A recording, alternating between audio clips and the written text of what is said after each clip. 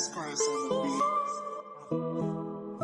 Ah, yeah, yeah. Think squad. Ah, yeah, yeah. Think squad. Yeah, yeah.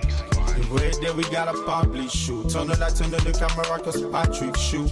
If you don't know, we about to punish shoot. You know, working with the best work on the Patrick show. You wanna see some funny couple stories? If you're not doing any birthday parties, interesting, different topics you don't wanna miss. Stick and give it just a minute. Oh, ah, yeah, yeah. Think squad. Ah, yeah, yeah. Think squad. Ah, yeah, yeah. Think squad.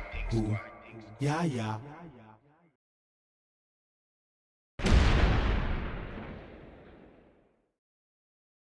Welcome back to another episode of our podcast, I Think Squad Show.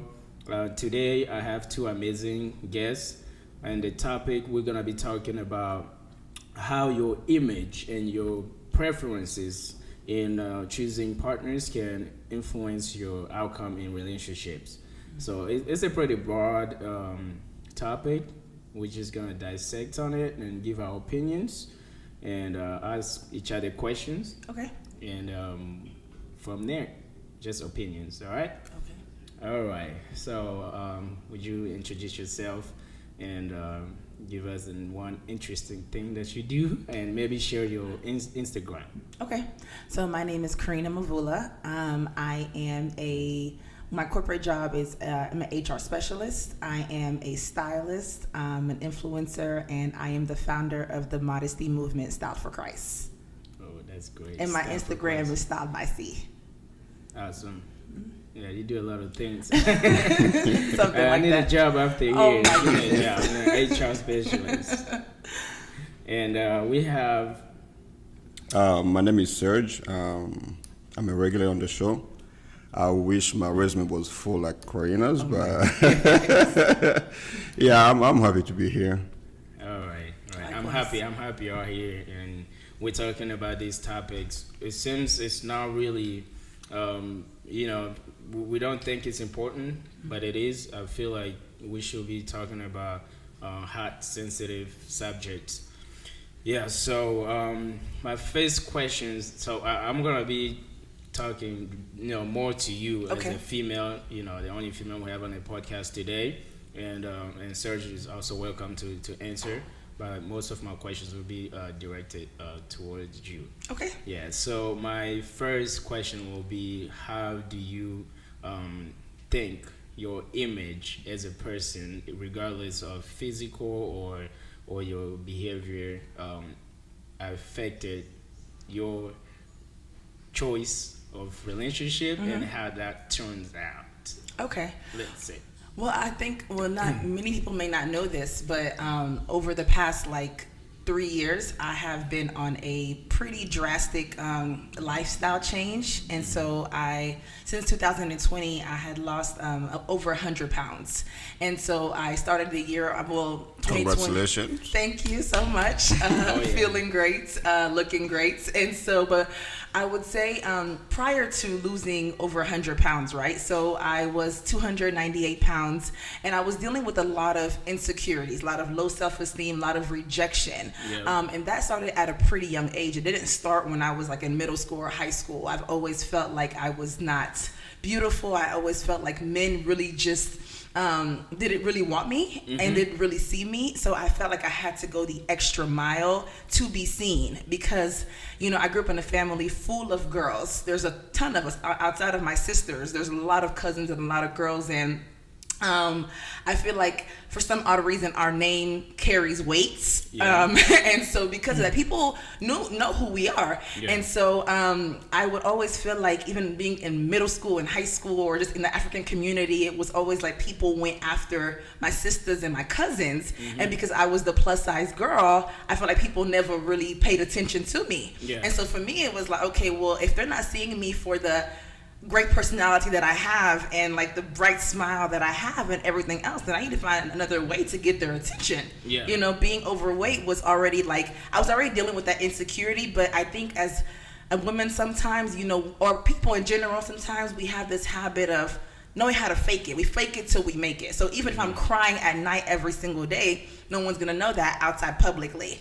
So I began to I think I naturally fell in love with fashion, right? So, but falling in love with fashion, it wasn't necessarily a thing of let me follow trends. It was more of let me expose my body, so therefore I can get their attention. Because being big or not, I think men look at women and whether you're big or not, if you expose your body. Yeah. I mean, am I wrong? Not Not really. Not really, right? So for me, I'm like, okay, well, whether I'm big or skinny, let me show my breast a little bit. Let me wear really, really, really short skirts and, show my thighs. So therefore, at least I can have someone to look at me. Because the reality of it is no one knows that you are an amazing person with an amazing personality. You're fun, you're happy and everything until they talk to you. Yeah. Because what they see first is your image. And then once they approach you, example, I think Serge is a very handsome man, but I wouldn't know that he's nice and funny and loves the Lord or whatever is until I speak to him. Yeah. But until I speak to him, all I see is what I see.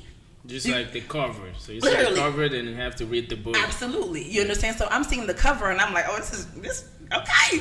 And then once he begins to speak, then I'm drawn to his personality, and then I may, fall in love with who he is as a person. But in the meantime, all I see is what I see. Yeah. And so from my mindset was, well, if they could see me, then at least I have one foot in the door already. Mm-hmm. And so once I begin to get my foot in the door and men begin to see me because I was somebody who was dressing very provocatively, it was like, okay, now let me try to figure out what keeps men around. Is it somebody who's funny? Is somebody who's charismatic? Is somebody who does the most? Do I need to be somebody who cooks and cleans and offers sex or whatever it is to keep them? Because now I have their attention. Yeah. If I have their attention, I don't want to lose that. And so, but at the moment is even if I've learned, with time that even if you offer too much too fast or you're too easy, it doesn't matter how provocatively you dress. Once you get their attention and they actually get to know who you are, if they don't like you, they don't like you. Okay. That's really what it was for me in the beginning. Mm-hmm. And so I found myself literally, and this is my past life, right? So prior to giving my life to Christ. Yeah.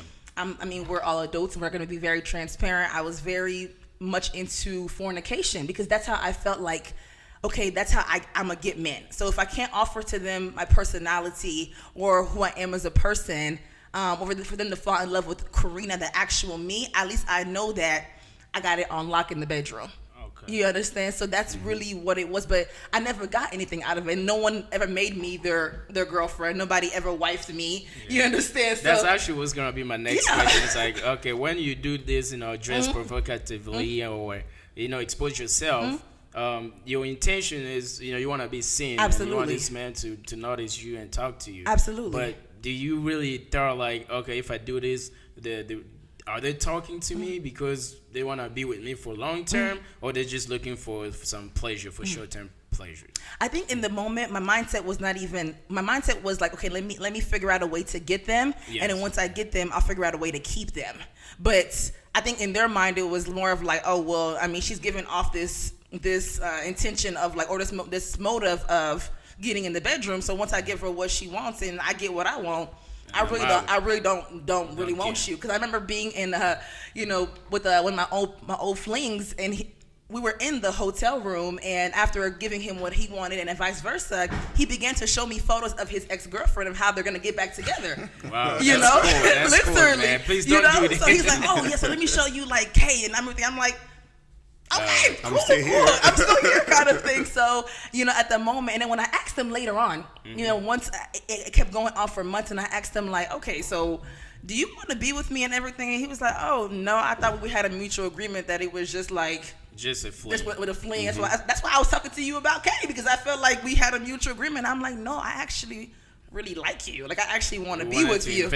I wanted to invest more, but he was like, oh, you didn't make that known, or I didn't feel like that wasn't your intention from the beginning, because how you came, it was this is what you want, and then afterwards it was well, I really don't even like you, you're not really my type. But if a woman is offering that, who's not gonna take it? Yeah. So okay. So what do you say? So in you as a guy, right?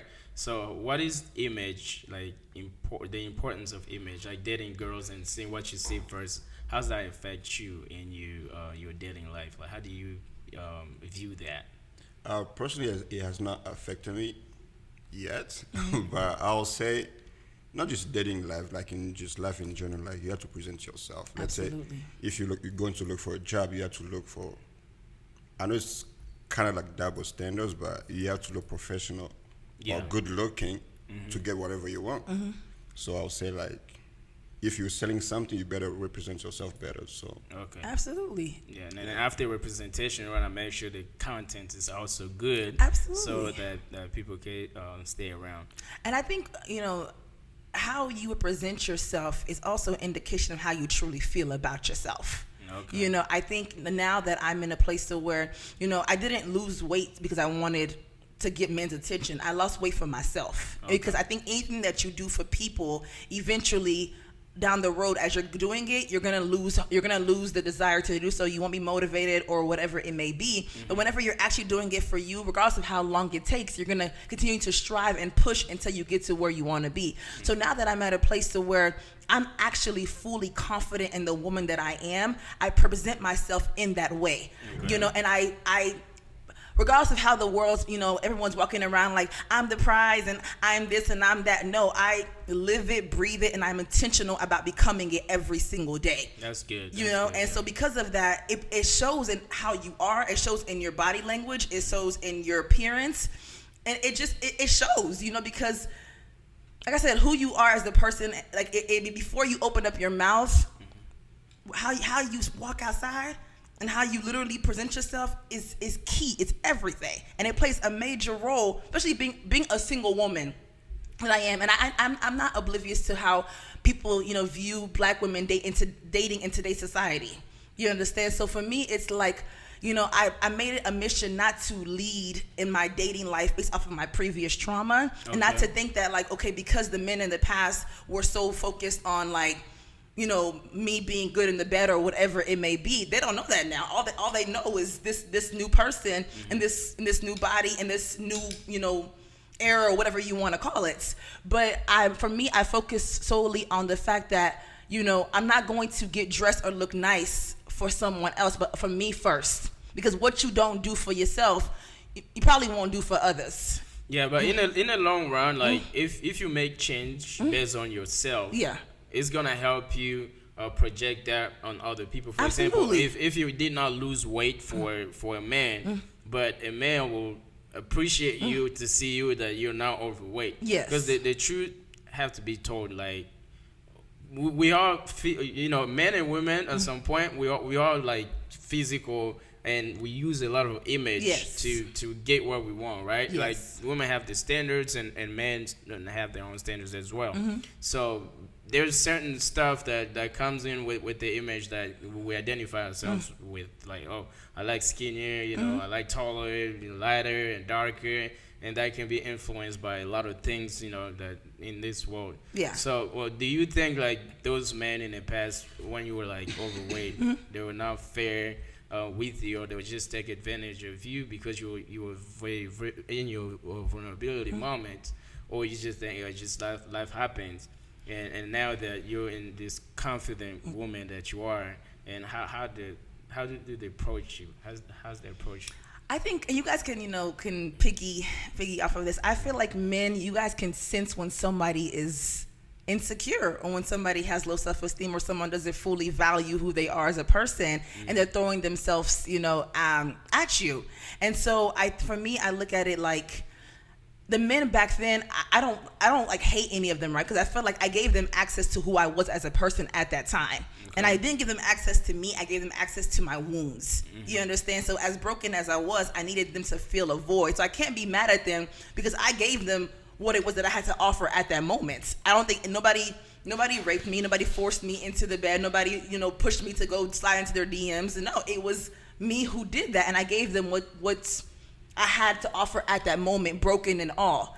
But today, those men, because the reality, to be honest, some of them do come back now, and they follow me on social media. They're like, dang, girl, like, you look the bomb, like, and all of that. And I appreciate the compliment. I really do. But I know that that's not who I am anymore. And I'm not certain where you may be in your walk today or who you've become since 2012 or whatever it is. But I know that my standards are different. I know that who I am is different. Yeah. I know that what I will accept is different. And if you think that you're going to come back and get the same person that you got in 2013, you are completely mistaken, because never in the history of your life should you be comfortable to think that you can play with me twice. So I have a question for you. Yes. Go ahead. Do you think, based on the result that you got, was it mainly because of your environment that you were in before? In Or it was regards to men, like Okay. the result that you got from men? Was it based on your environment that you were before, or it was because of the image that you were presenting? I think it's a mixture of both. I think during that time, I had a previous friend. We're no longer friends, but she and I used to go hang out like in the hood. You understand, like in Oak Cliff all the time, and so Like them bad boys. them bad boys, them straight hood dudes, like serious. And so at the moment, it was like, I don't think the guys back then really. They didn't really pay too much mind to, like, my weight and everything, but it was more so because they would tell me, like, hey, you're a real beautiful girl, like, you don't have to do all that.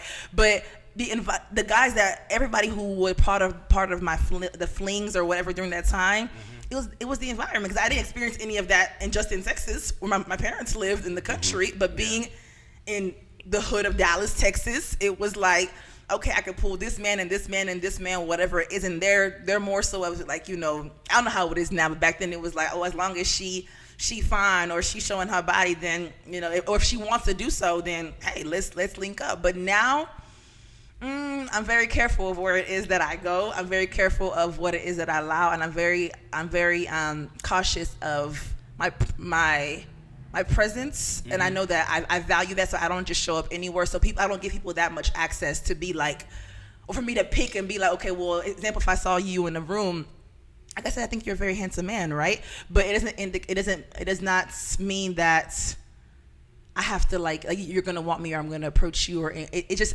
the environment played a part. I can definitely say that, because like I said, living in Justin, Texas, where my parents lived, I didn't experience that at all. But when I went to Oak Cliff, oh, absolutely. So did you even like thought, like back then, like all these compliment, like are these men really being truthfully, or they just lie?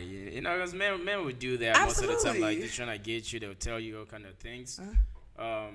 So you have to be mindful, or like critically asking constant questions, like.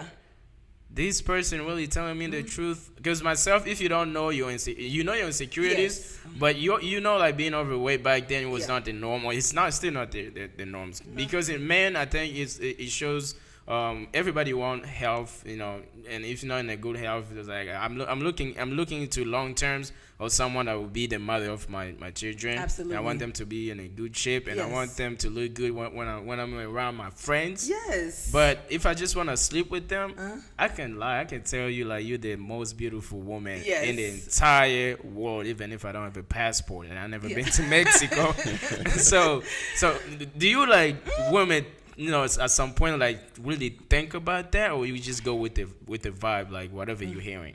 I think because I was so thirsty for like love and so thirsty for validation from men that sometimes I believed it, and other times I was like, because you could tell by their actions. Example, there was one guy from the past.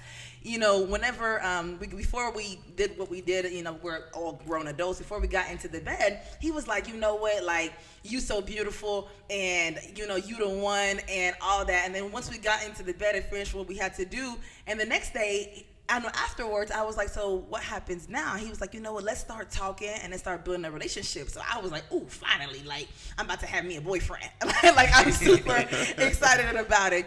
And Patrick, the next day I get on Twitter and I see this tweet, and it says, yo, last night I got raped by this bitch. I did not want to fuck this girl. And I was like, maybe there's a girl after me or a girl that came before me. I don't know how many girls he slept with that night, so I don't know. And then whenever I responded back to the tweet with a smiley face, he blocked me. So I knew that it was something about me.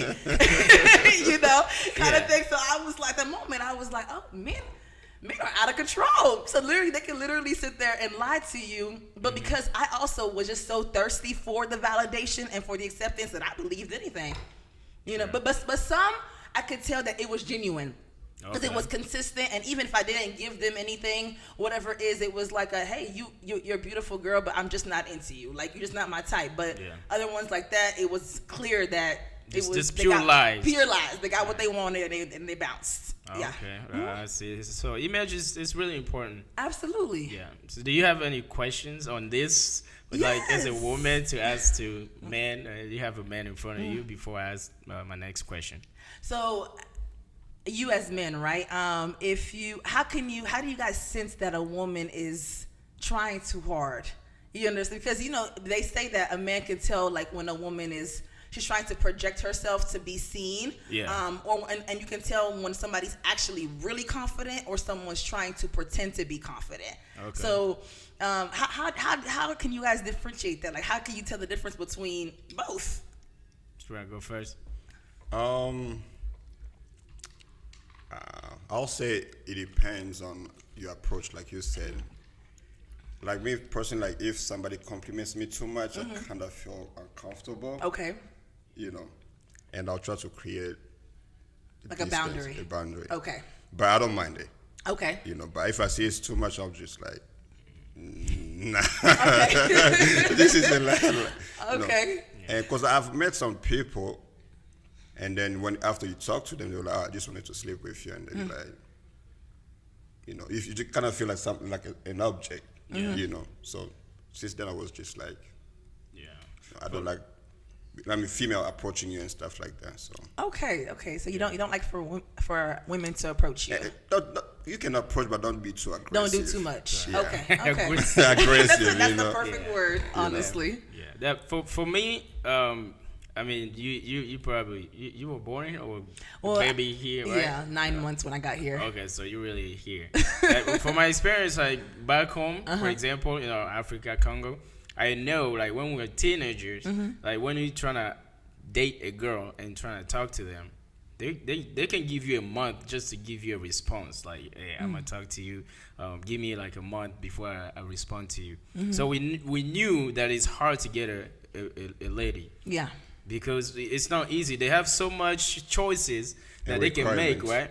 Yeah, and a lot of requirements. And when you talk to them, you have to come with some kind of way. Yeah. So it was not the other way around. Like you just walk around. A girl, African girl, can die without telling you they like you and you're cute. We are so bad. Yeah. Sorry.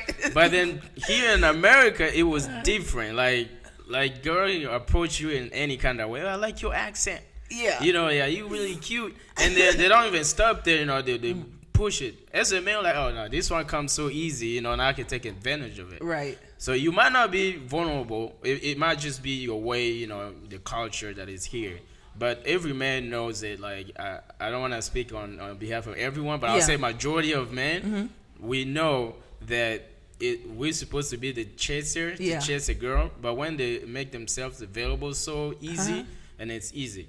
Okay. So look at it this way: like if I was talking to you, right? I was trying to get to know you, asking you out, date and stuff, and want you to be my girlfriend, and you gave me a little bit of hard time, but I was persistent. Yeah.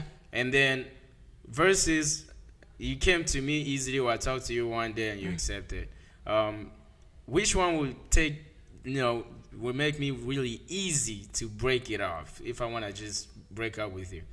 It's the one that came easy. Yeah. If it came easy, you might not be a bad girl, but it just don't sound good for a man. Because they feel like they did not do a lot of work to get you. So let me ask you a question. That's my experience. So because you got her, I'm sorry, I didn't mean to cut you off, but I had a question in between that. So because you got her easily, does that immediately eliminate her from the ranking of whether or not she's gonna make it to the wifey? To the wifey. because what if she actually is an amazing person, but because you didn't have to chase, she's automatically eliminated? Not really. Okay. It's like 50-50 for me. Okay.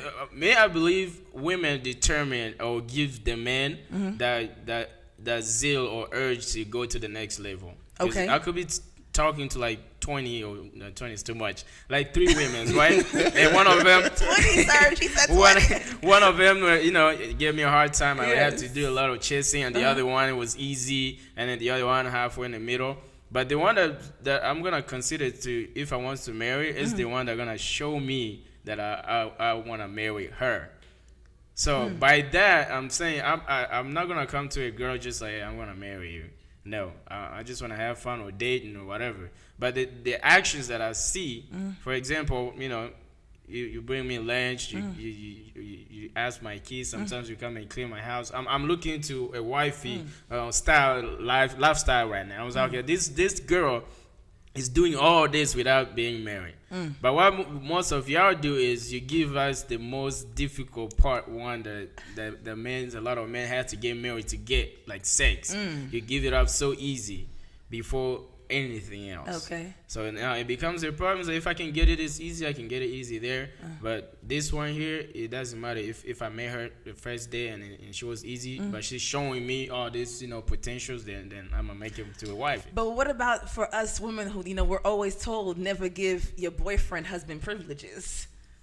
Well, what's the husband privileges? I mean, things like cooking for you, cleaning for you. I think it depends on what it is that you as a person consider as, wifely duties, right? Okay. Because example, it's the rule of thumb, never invest more than what you're willing to lose. Yeah. So for me, going to clean your garden or clean your house may not be a lot for me. For me, it may just be like, okay, well, I just like to clean people's houses, or that's fine.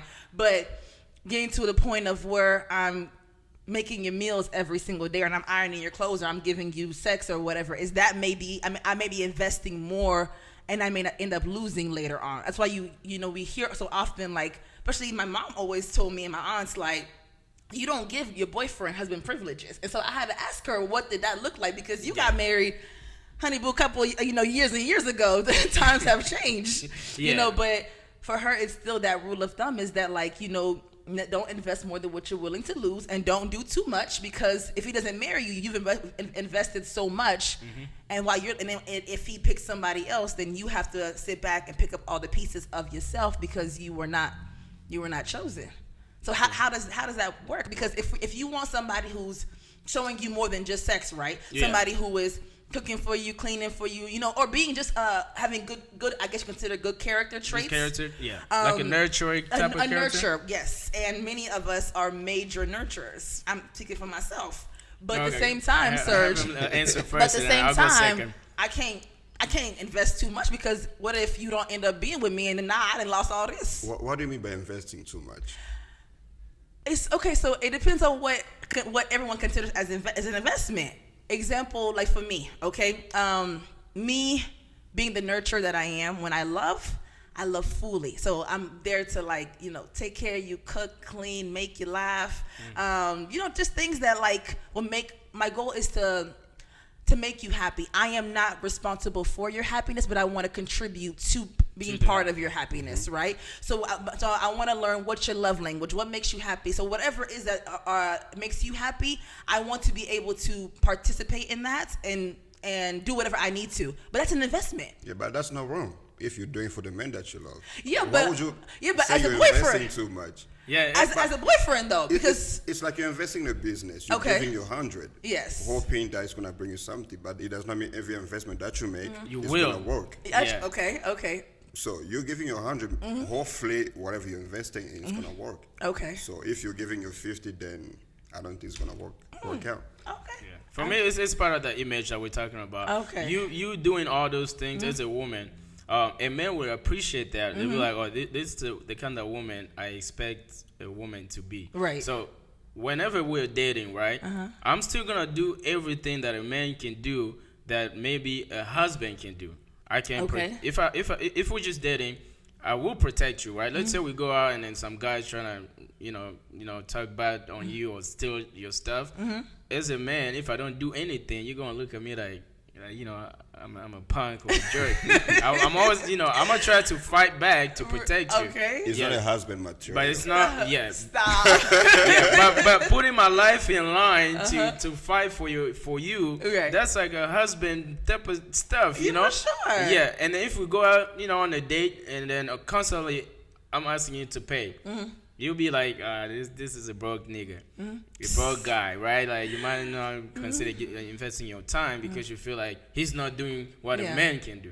So in both ways, we have the image like a man that you are dating, regardless being a wife or not. I will provide at some point.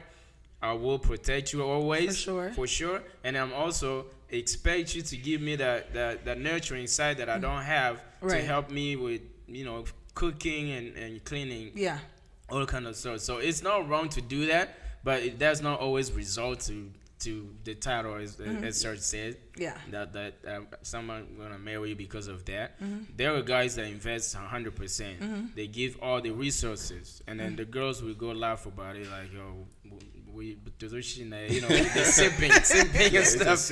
Yeah, we're taking his resources. So he's doing all these kind of things, but the girls just don't like him for some reason. Okay. I'd like to add to what you said. Yeah.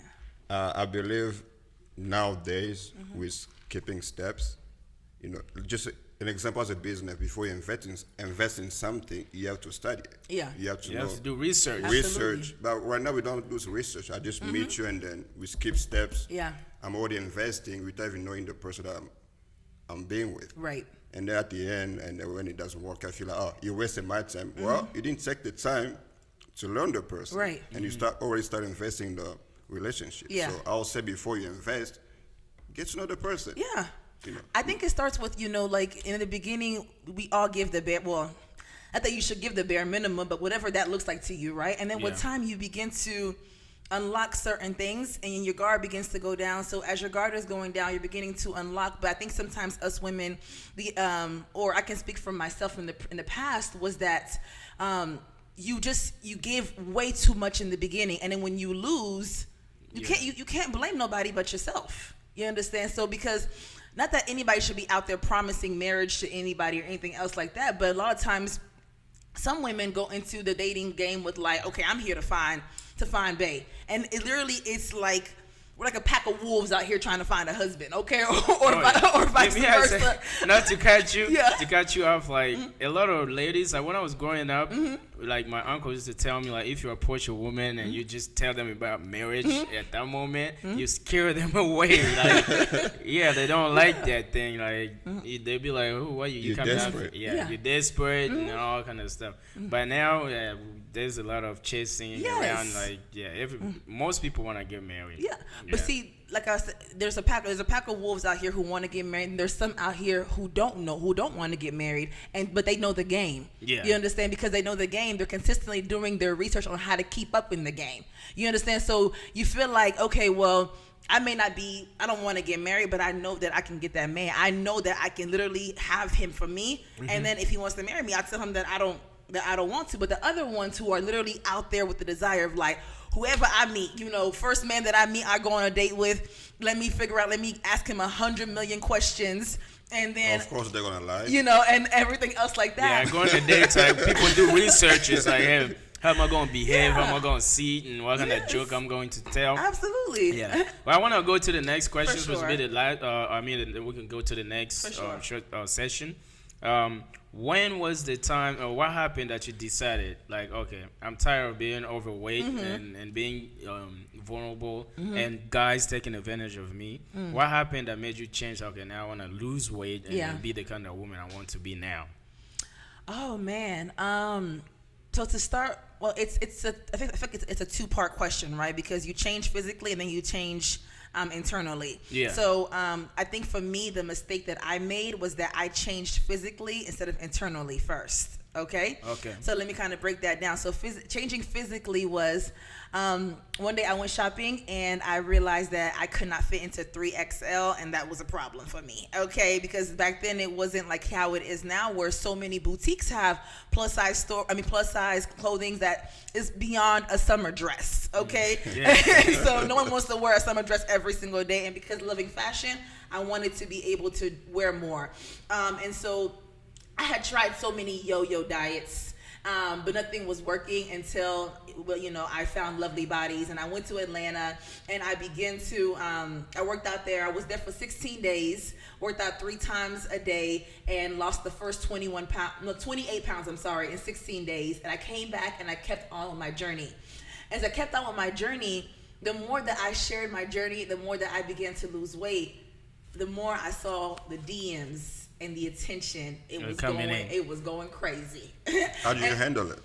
Terribly. I handled it terribly. And the thing was about it was like, you know, whenever you don't do the internal work, it doesn't matter if you have millions, if you have a house, money, marriage, men, whatever it is, the internal part of you and who you are, and as affected as you may be, it will definitely show in your actions. So here I am losing weight, posting my life on social media, and men, some who have seen me and known me for years, but have never said nothing. Talk to you, but now they're coming. But like Mike Jones said, back then they did want me, and now I'm hot. They was all on me, you know. But then there were also other men who have never known. You understand? So I'm like, okay. And so for me, I felt like the ball was in my court. And because the ball is in my court, let me play with it. Okay. You understand? And so I began to play with it, and it was like, sugar daddies here, men taking you here, buying you this, and you're not offering them no sex. They're not asking you for that. They just want your attention. They just want to see you. They just want to talk to you. So I'm like, okay, if I finally have men's attention, let me take it and run with it. But when you got those, intentions and stuff, were you happy? No, because I had God-sized voids, and I was trying to fill them with humans, with fleshly desires, with things that were not going to be able to fill that. So granted, I had this attention, and people were seeing me, and I was being told that I looked great and everything else like that. But it didn't change me crying at night. It didn't do much work to the low self-esteem. It wasn't until, I actually went through a really, really, really tough situation of a heartbreak to where I was like, okay, now let's figure out what was the root of the issue. Like, how did I even get to the point to where I let another man break my heart again after I had vowed that I would never do that. And so I couldn't be mad at the person for breaking my heart. I was mad at me for even giving that person the opportunity to do so. But now you have to figure out, why did you even allow that? So now you got to dig deep into, okay, big Karina or skinny Karina. Internally, something is wrong. Okay. Yeah. Sure. All right. So the reason why I asked that question from the first part, like, weight, size, and all the image that we have to change to go to the next phase where I want to ask your standards, right? Oh, yes. Now, so what is your standard in a man? And I'm also gonna ask Sarah to talk about in a woman. And let's just be transparent because, for example, just a quick question because before we go there, for sure. Would you date an oversized woman like back then? And let's say like Karina back then. Like I'll say I'm not gonna say Karina was bad because I've seen. Let's say a plus size. I just say overweight because would you date overweight as a man? Like not overweight because I feel like I'll have to deal with a lot. Okay. So that's an honest answer. Your mood swings, your low self-esteem. I think like if you're having a bad day, I'll have to deal with it. So I'll just save myself now to go through it. Yeah. But personally, me, I don't. It's not your preference. I don't have really preference in the outset. But just if you're comfortable and you're confident. I'm surprised you're even saying like you have so low self-esteem because I always believe like you're confident, but deep down the vibe that she was giving. But deep down you're saying you have low self-esteem. Yeah. So I'm but you surprised. have to understand that also, like people who are skinny also have low self-esteem. It's not just big girls. A lot of people do have a lot of them. Based of outside influences. Yes. Yeah. So then you can answer my question about the standards or your preferences. Yes. How we call it, like this is my standard. I can't date outside of this. Okay. So what was yours? Okay, so again, us being people who see first, right? Before we can get into the internally, physically. I mean, I like a tall, dark-skinned man with facial hair. You understand?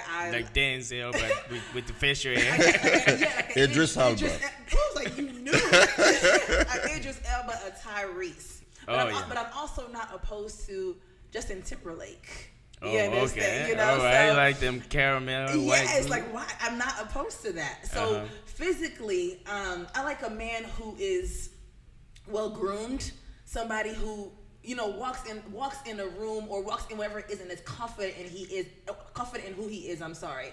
I'm a tall woman. I'm 5'10" without heels on. So when I have on heels, I'm probably like a good 6'1". So nothing wrong with shorter men. I think there's some beautiful, shorter men, but my preference is taller guys. Yeah. And somebody who takes care of themselves. You understand? In the sense of physical, like, get a haircut, smell good, like iron your clothes and look presentable. I'm not telling you to wear a suit 24/7 because I don't look like this every single day, but I will always look presentable. Yeah. Okay. Now, when it comes to the internal part and the things that matter the most to me, outside of that, I'm not going to be unequally yoked. So I need somebody who believes and has a relationship with Jesus Christ. You know? So you're Christian, so absolutely. Okay, you're gonna stay on that Christianity base. Yes. Okay, what about finances? Because we talk physical, so Yes. height and look, and then internal, and then what about material? Yes. So finances, I look at it this way. I would never ask somebody to be doing something or to be somewhere that I myself am not there yet. So I'm not asking for a millionaire, but I'm asking for somebody who's ambitious. And some people don't even want to be a millionaire. That's totally fine. I'm totally okay with that. But I need somebody who is who's ambitious enough to work. You understand? And even if right now you're working at McDonald's or a warehouse or whatever, I'm not knocking that, but I need somebody who has goals because I'm an ambitious person. And if I'm dating somebody who I know is not ambitious to try to get more, to be the provider, and also for yourself beyond me, but also for you as a person, we gonna clash because I am always gonna want to continue to strive to be greater and to build a life that I want. I'm not gonna be ashamed of that. You know, we're either being together, we're either gonna be great or nothing at all, or working toward greatness or nothing at all. That's what it is. So I'm not asking for you to be like, you know what, have $100 million in your checking account. No, but at least know that, you know, right now I may be struggling. Life is hard, but I can guarantee that I'm always going to work hard to get to where I am. Or if you're already there, then totally fine. Okay, so putting all three together, how's that work? Is it realistically being in your favor to find that type of man that you want? Yeah. I think that, you know, they say that, you know, there's always there's five things that you five types of things that you want in a relationship, right? But you're not going to get all five of them. It's like he's either going to be your lover, your friend, somebody who can write a check, somebody who's somebody who can, like, you know, fix around the house, the handy person, or somebody who you can laugh and dance with. You understand? The funny person. So I would want my person to be my lover, my friend, and, you know, also somebody who could take care of me. But if you're not somebody who can fix around the house, I can do so. If you're not somebody who's super funny, I can make myself laugh. You understand? So I think be a comedian. Y'all ask too much when it comes to men. Like, I feel like y'all ask a lot of things. So I feel like what I'm asking for are things that are not unrealistic. I think yours is realistic. Yeah, absolutely. Yeah, it is. And I would, again, like for me, I think that I am hilarious. So I would want somebody who make me laugh. And when it comes to somebody who's again, because I think financially that's where this new age social media has us in our minds that if, like, the man ain't bringing in bank, he ain't about nothing. That's a complete lie. And who are we to know where somebody's future is going to go? But I need to know that in the beginning, I want to not only want to So hear, you want potentials, right? You want a guy with a future. Well, you know, I feel like don't marry potential only, but marry what also is realistic at the moment. People can change. Don't get it twisted. They can. Yeah. But at the moment, if you're somebody who is straight up lazy and doesn't want to do anything, and I see a consistency in that, I'm not going to continue to invest my time, my resources, and who I am as a person in that. But if I see that, you know what, Karina, I lost my job, but the next day or the day after that, you know, I'm looking here, I will work wherever I need to get back on my feet. I got you, because you're being realistic with who you are. But to say that, well, you know, right now he's like working at, like, you know, at Subway, and he told me that, like, in 10 years, you know, like, he'll still be there, but sir, good day and goodbye. So those three things, which one you can't tolerate? So let's say you have a man that is not meeting your height requirement. He's not 6 or whatever, right? Yes. But he's financially stable, and then he's all those things you were talking. You still want to date them or marry them? To that person. I won't. And let me tell you what. Okay. So now you're missing on a good person, on a good life. You know the reason why I asked that question is because now if you put the man that you wanted in the past, that they don't want to date an overweight woman, right? But then this woman has all these, you know, attributes. She can cook, clean, you know, she's funny and she's nice, polite. But you just gonna miss out on the life for good stuff because of outside stuff. So I don't understand that when it comes to women. I wouldn't miss out because I wouldn't know. because I. But you never even give him a chance. Because I feel like. So do you think that's good or bad? It varies. It depends on the person. But for me personally, I will tell you that because there have been men who have approached me who did not meet my height requirements, and I've heard fantastic things about them. That no, he's this and this and that. Great for him. Kudos for him. But for me, Patrick and Sir, I do not want to turn around in my bed every single morning and have to be like, oh, but he's so sweet, but he's so nice, but I don't find him attractive. Absolutely not. So your attraction. This is what I feel like about attraction. I feel like as human, it's okay, totally fine for women to want the best, the biggest, and all that. That's just like, even if we don't talk about faith, but just evolution. Yes. Women tends to be attracted to bigger, size, tall, because it's like it shows more strength. So we go back to like protection and provider and stuff. And then men, we more, we're more like sweet and feminine, like nice, calm woman, coachable and stuff like that. So it's not bad. Okay. But there are times that where you can switch around those things and play with it, and then still be happy with whatever, if you don't put it as a priority. Because I feel like the way we think right now on image we're being influenced by social media and TV. So for example, I dated all kind of women, right? But I was more attracted to the lighter skinned woman. Yes. It doesn't say like And it shows, okay. it doesn't say like the darker skin. They're not beautiful. They are like most of my ex were darker skin. Right. Yeah, but the TVs, for example, when you watch a movie, right, or you're watching a song, a hip hop song or a movie, the main characters, they're always light skin, long, and then the second one has to play as dark skin. So as for men, most men, they will never tell you this, but most men, it's kind of like subliminal or subliminal message in your mind, because that's what you always see.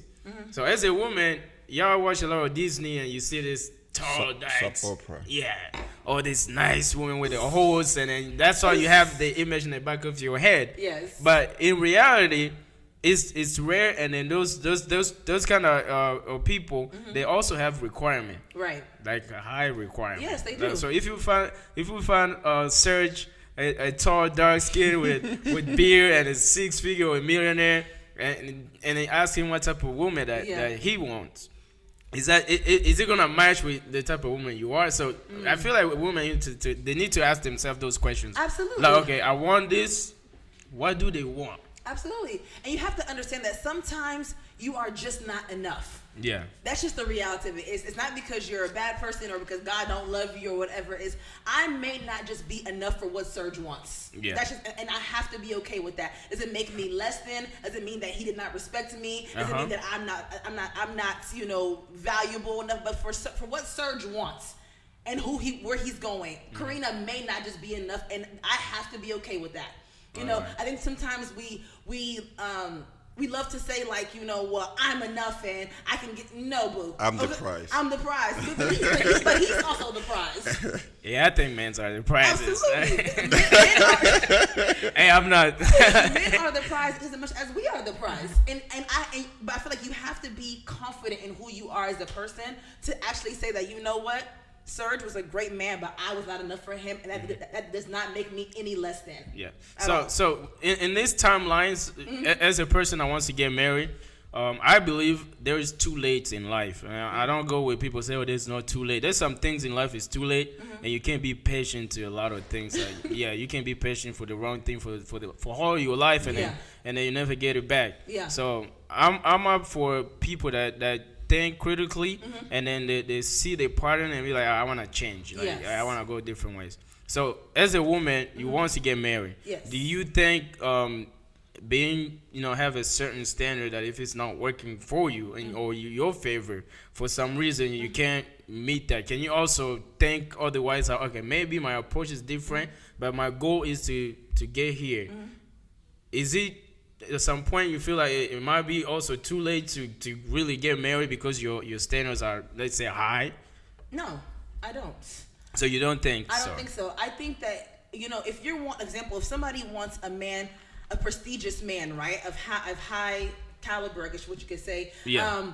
Then you need to work on figuring out how you can even put yourself in the room or places that you can meet those type of men. You understand? If it comes to changing your appearance, working on it, on your vocabulary, working on yourself, because you know you approach who, not necessarily who you are, but to a certain extent, like if you want a certain type of person, work on being that type of person, and you'll attract those kind of people. But I also think that, you know, I believe in a God who hears our prayers and is also knows the desires of our heart. So I'm not going to let life get so hard or get to a point to where I'm like 45, which I pray to God. Yeah, that's what I'm saying. Like there are times you said not. there's times where I feel like it's late, not too late, or it's getting too late. For example, as a man, right? We don't have a clock on when we can reproduce. For a lot of people, I don't know about you, getting married is the goal is potentially have kids. Right. You know, some people can have kids without being married, but I Right. feel like when you marry, both of you take good care of your next generation. So, but there's a time clock for a woman. Yes. There's some when you hit your 30s, and you start losing You your become high risk pregnancies. yes high risk pregnancies Yes. and eggs and that. So Yes. so in that regards, if you keep being very selective and then it's not working, I feel like it might be late at some point. Like you might be, oops, I'm 40, or maybe there's just 35, but those kind of men, they want younger now. Yeah. Now your image is like old woman, and I, there's a lot of baggage and stuff. I'm just saying, No, I get what like you mean. Serge, you can talk to me about that. What do you think? You feel like there's a time clock for women that wants to get married, and then they have to clean their image, and also the choices and the preferences that they have, how that affect them when they feel like they think, because the majority of women really don't think that it's too late. They always say that it's not. I'll say do not lower your standards, Yeah. but I'll just say make it more realistic. Yeah. All right, because you cannot be like 39 and you're asking for too much. Yeah. You know, you just have to make it more realistic based on your current situation. Yeah, and season and where you Yeah. are in your life and what's important. What, like, literally at some point, certain things become important. Certain things literally don't become important anymore. Like, if you're asking for a man who literally is like, well, he has to wear, like, he said, look nice every single day. That's one of Yeah. your top standards, man. That's not the most important thing. You understand? But certain things like y'all's his religion, or or his character, or how he treats people, whatever it is. That's certain things where I feel like I don't care what age it is, do not compromise all that, because you'll pay for it later on. Yeah. But saying somebody who was like, oh well, if I'm 6'1" and he's 6 foot. At that moment, like it's not that deep anymore. Honestly, I still want somebody tall, but I'm not. I mean, I won't take a 5'5", but also being 6 foot is not gonna. It's not gonna make that much of a difference. So what's important, like what's very much the most important parts of your standards and your core values, don't shake them. It should not be wavered, no matter how old you are. But other things, maybe depending on where you are in the season of life, maybe it may not be as important anymore. But back then, where I wanted somebody who was like, I wanted. The old C wanted somebody who was half gangster, half, classy. Because I wanted. Is that even possible? I wanted a mixture of both. Is that realistic? I mean, like, Serge said, like, man, like we dwell, we live in a reality. Yes.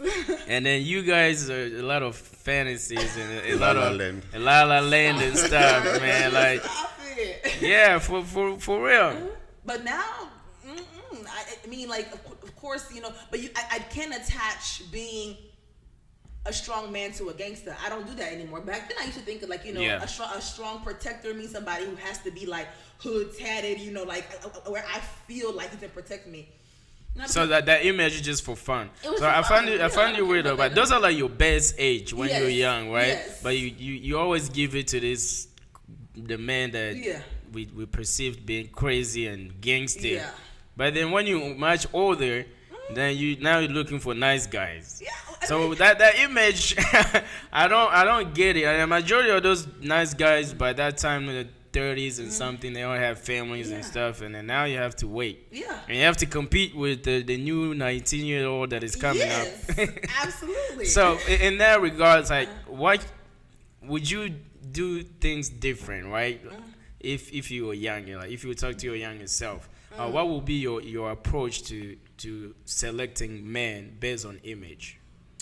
Oh man, like, you know, as cliche as this may sound, I don't think that I would have done anything differently. I think everything that I went through, everything that I experienced was with men, and still get the same results. You'll be happy with that? I wouldn't, you know, I was never pleased with the results that I got, but I also had to understand where I was and who I was and everything that I was surrounded by at that moment. But it's built me to become who I am now. Sometimes you have to realize that even if you're going through a situation that may not be conducive to your life at that moment, if you learn from it and you take it, it becomes who you are now, you know, and it changes your desires. It changes, you know, how you approach people, how you approach yourself.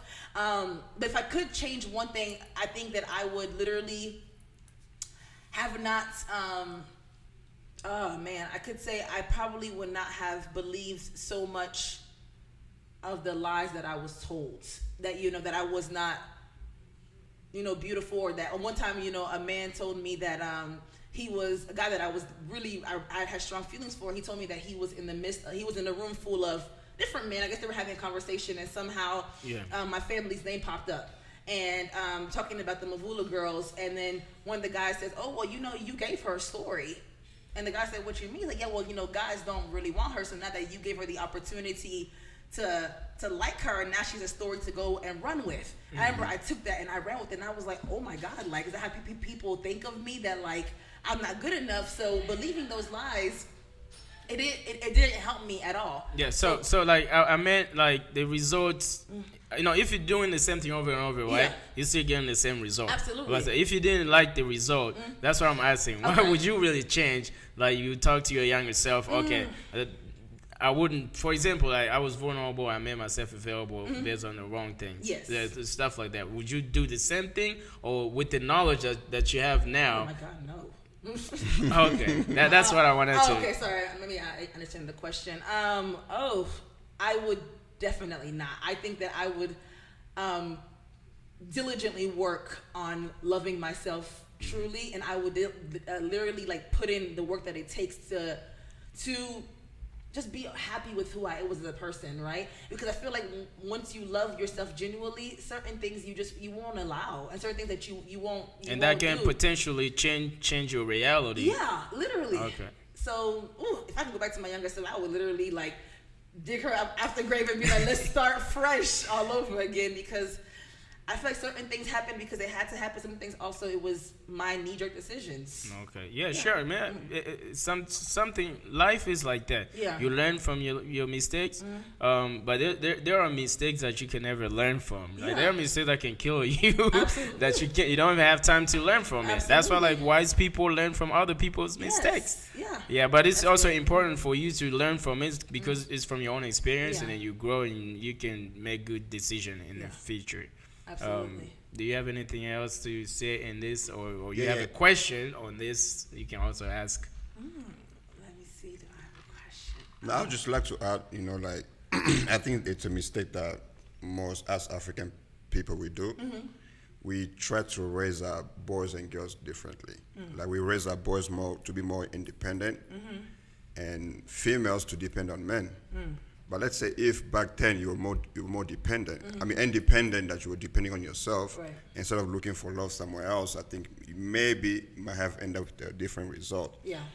And that's the reason why we have females now. They're like, I want somebody to take care of me. Of course you can take care of yourself. Why do you need somebody else to take care of you? You know, you can become independent yourself. Raise your daughters to be independent, so she won't need somebody to take care of her.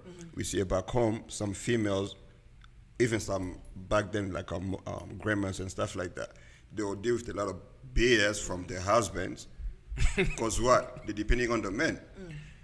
So if we raise our daughters differently, like, you can depend on yourself, you can make it without a man. I mean, not without a man, but you can make your own money. Yeah. Don't depend on a man. I think that the low self-esteem, we might try to solve that issue, because I think as African, we raise our daughters differently, like teaching them to depend on men. So let me ask you on that take. Do you think if you were raised independently, or as being an independent woman, Yeah. as yourself, what are the things that comes with it when it comes to finding potential men? For example, like being too successful, Yeah. it becomes your your failure, or it becomes a problem. Because the reason why I'm saying most men, they probably don't like independent women. I'm just I've speaking heard. for me. Yeah. Yes. It's not bad. I do. Yeah, he does, but I'm just saying like most in general. Yeah. Because if I feel like I the way I express my love as a man, I wanna feel like I'm taking care, I'm giving. But if every time I wanna give, I got it. Why would I be with someone I feel like I can't take care of? Right. I can't depend on me. As a man, just feel that way. Yeah. So that's why I'm asking you as a female, being independent. Having that image or too independent, does it scares men? Because you're a lady, you can tell us. Yeah, I think I feel like I don't understand why we can't do both. Why can't we be an independent woman but still want and need a man? You know, I'm not going to be. And I've heard men tell me that. Even my brother-in-law tells me that. Periodically that it's hey. Sometimes I feel like men just feel like you're just Coming off too strong. Yeah, you're coming off too strong. You got too much going for yourself and everything. But I don't want to speak for every single person, but for myself, I would say that I'm never going to be so independent I don't need you. Because I want to be able to, number one, for you to know that I can take care of me, that I was taking care of me prior to you being here. So if anything ever happens, Lord forbid you get injured or you get laid off or life happens, I got you, I got us, number one. And number two, I will always have me. I got to have me first before I can have you. You understand? So I think in the sense of being independent, it's, as women, nothing wrong with being a businesswoman and owning this and having a house and everything, but let the man be the man. I want a man to take care of me. I want a man to be like, let's example for the bills. Okay, in our household, if he says I'm gonna take majority of the bills, I'm gonna be like, okay, well, you know what? Let me at least take care of the food, the cable, the internet. I don't want just for you to just take care of everything and feel like you have this burden. But I'm not gonna take that away from you for you to feel like a man. If you want to take it on, take it on. Yeah. But also know that I'm here if you need anything. Yeah. So I feel like there has to be a balance between being independent but still needing a man. So the problem is more likely where a lot of women will say I don't need a man. So that's why it's carrying them out. Yeah. But there's some men out there that can't handle that independence. Yes. Not because some of them they might not match your energy or they feel like they have less than that you do.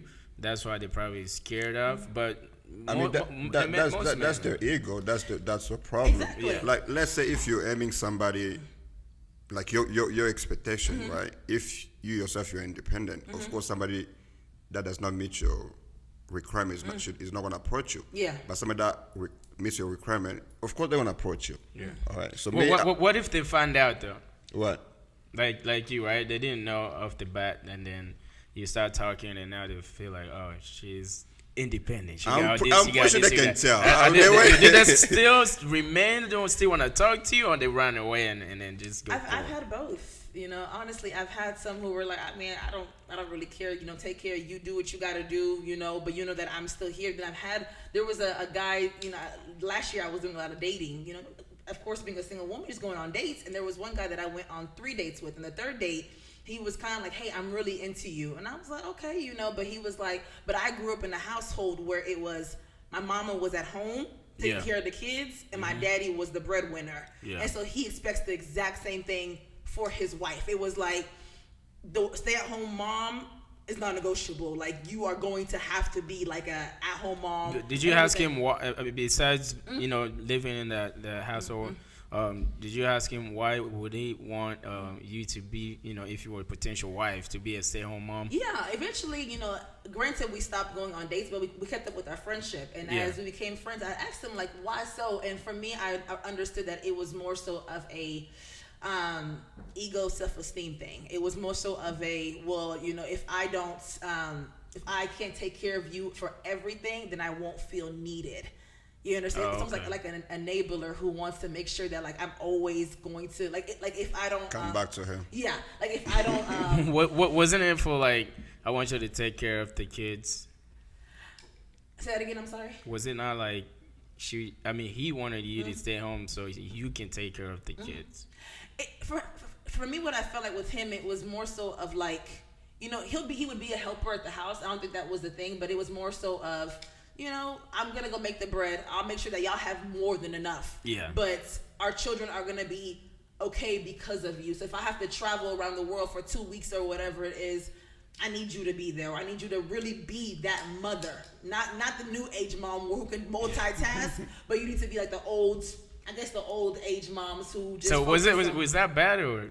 It was not bad, but for me it was not gonna work because I will never be a stay-at-home mom. Okay. It's just not for me. If you were given a choice to work from home or work in the office, which one would you pick? In the office. In the office. Yeah. So who's gonna take care of your kids? Well, I mean, I don't see the problem with living a life of where I can get help. I work hard to be able to. You trust somebody else to educate your kids, right? You can go get a paycheck. He is in a. I mean, we're gonna talk about this in another podcast. But here you are in a decision making, right? Yes. He's making more than enough, and you say, okay, I can cover everything. It's good. Mm-hmm. All you have to do, take care of your kids. Mm-hmm. Working from home is also working. Yes. It's not less than working in the office. The only difference is in the office you get paid, right? Yes. You get paper bills and stuff. But if you can cover all that, you don't even need that money. Mm-hmm. But you have to focus on the education of your own kids. Yes. And your husband coming home and being well taken care of.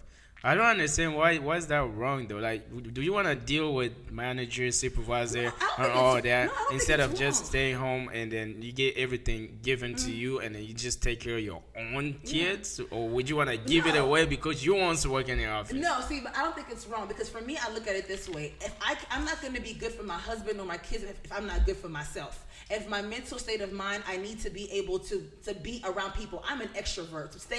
During COVID 2020, I was going to lose my mind being in that house. Okay. Yeah. I love that. The thing people don't get is like staying home mom doesn't mean you can't do anything. That's why you can go outside. You can go to the library. You can do all those things. You can. I can. I have a question. Yes. Do you ask your wife if she has dreams and ambition?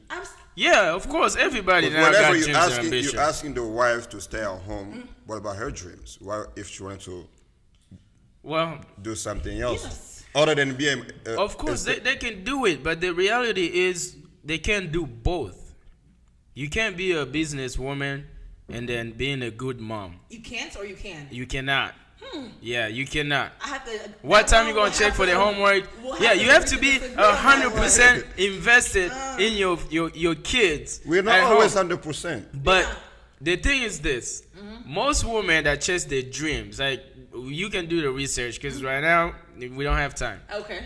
If you ask them what they will pick between the career that they dreamed of or kids and a husband and being home, they'll tell you like. There's no satisfaction in making money for women. Y'all don't take satisfaction in that.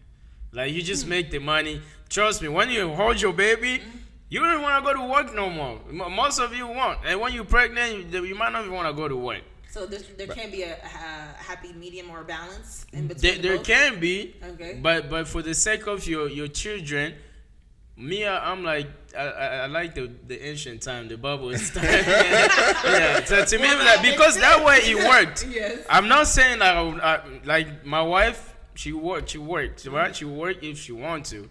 But if I feel like I can't cover everything, I'm like, I can stay home with the kids. Because I don't trust any other, this street to educate my kids or some nanny or that's education. So the time you really have with your child is when the kids, the babies they're like 8, and then the father is there to give all the what do you call it? You give the emotions and I give the discipline and everything. Yeah, but staying home, it's not like you just staying home. You don't do anything. You can do you can do all that, but it works better for family. What do you call it? Dynamics and balance. You're the best nurturer that you can ever be in this. But she can do both. You can. I honestly. Most of the time they cannot do both. Like you can't go to your job and do 8 hours and then get yelled at by supervisors and mad and all that, and then come home and then trying to cook, and that's why they be like, oh, 50-50. I'm working, and then you working too. I'm not gonna cook. Today is your turn. Trust me, every time they work, they can't do both. They're always gonna put everything on you. To me, the way I see it, your girl, or your wife went to school. She studied 4 years, and then she got her bachelor, master, just to sit at home. To me, it makes no sense. What's the point of going to school, go through all of that, and if you're just gonna sit at home? I want somebody that's ambitious, want to do something. It doesn't matter that you have to make millions or thousands. Just do something for yourself. Yeah. Because there are stay-at-home moms that, I follow a lot of influencers on social media, and some that I even know personally who, granted they're not going to a 9-to-5 or even clocking in at home, but the content that they're building is also their means of an income, or whatever they're doing on the side that we may not know is also for a way for them to be able to be chasing their dreams while being a mom and taking care of the household and the nurture and everything. I can't speak on it because I don't have kids and I'm not married yet. Yeah. But for myself, I'm not going to let anybody, make me feel bad for wanting to have additional help during that time. And I will be that mother and that nurturer and everything when I get off of work. So let's say you have Bill Gates, okay? It's a billionaire. Oh my God. And then he's like, I want you to stay home, take care of my kids. I don't even think Bill Gates will want a housewife, because whenever you're one with your millionaire friends, you want to present your wife, they'll be like, oh, what does your wife do? Yeah, my wife. She sits at home. Take care of my kids. I don't think his friend they're gonna take it well. They do. She runs. Well, trust me. For my experience on my previous job, most we used to deal with like high-end customers, those millionaires and stuff. If you go to the house, the wife just stay home, because they feel like, okay, why would I work that we have all this money? It works for them. That works for them. Yeah, but it works for most women. Trust me. I'm just saying. Most women, so it ain't gonna work for me. Yeah, to me, it's just boring whenever you meet somebody. All they talk about marriage. What? No. There's life after marriage. And life before marriage. Yeah, what are you gonna be doing? Yeah. What the goals? The purpose of every marriage is what? Is it to go make money, or is it to have a good family? Right? What constitutes the family? Kids. What you're gonna pass on, right? Everybody gonna die. But let's say if we're not dying younger, we expect when we get old, we die, and then our kids are gonna stay.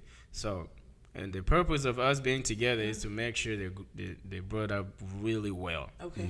That's why you said research says something about our parents used to deal with BS because they were depending on the man, but they were doing a good job of keeping a good society, having good kids and educated because they were taking care of them, right?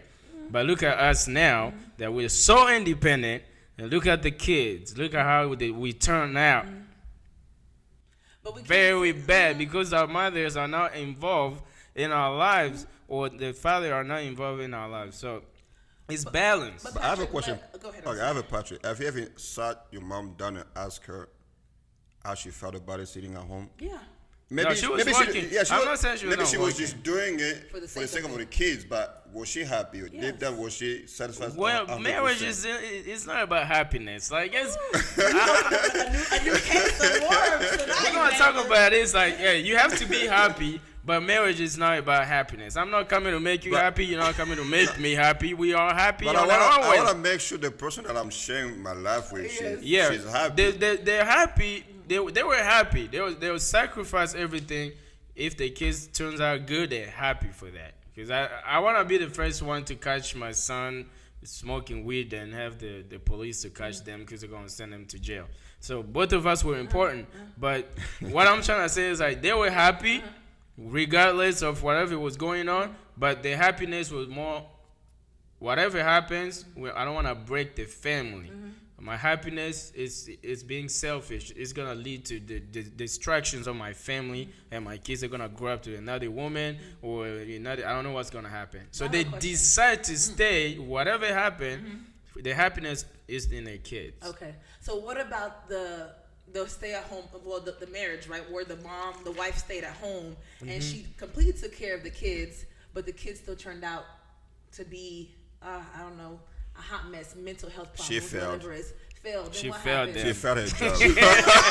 I'm kidding. Because there are people, and I know people who literally had, back in the day, they're older now, they're our age, my age or older, who had that house, the growing up, the household was, the father was the hard worker, the mom stayed at home, the nurture and everything else like that, but literally hate themselves, hate their parents, mentally not okay, but the parents were always, the mom was always present. She was there 24/7. Well, those are like exceptions. When we say like exceptions, we always have exceptions to the rule. So yeah, it can happen.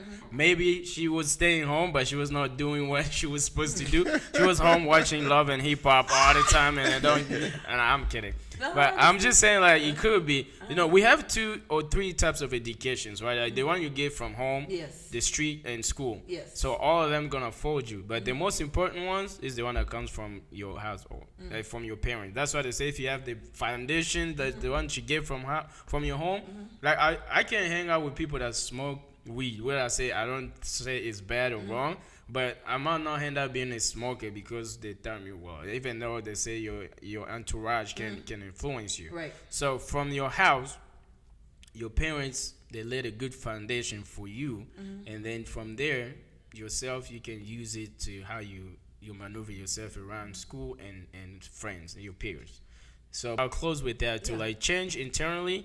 And then if you want to change your appearance and do that, and don't make the next guy to pay for your past mistakes, because they're getting you what you already wrecked as a man or a woman. At least give them the best that you can. And at the end of the day, if your goal is to get married, your behavior will dictate and make him decide if he want to give you that name in the ring.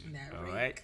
Okay. All right. So let's have a good image and have a good personalities and characters. Absolutely. And don't fake everything. And until then, to the next episodes. All right. Thanks for coming, and please share, like, subscribe, and comments, and give us topics. And if you want to be a guest and put your name in comments as well, you're welcome. All right. Thank you guys for showing up. Thank you so much.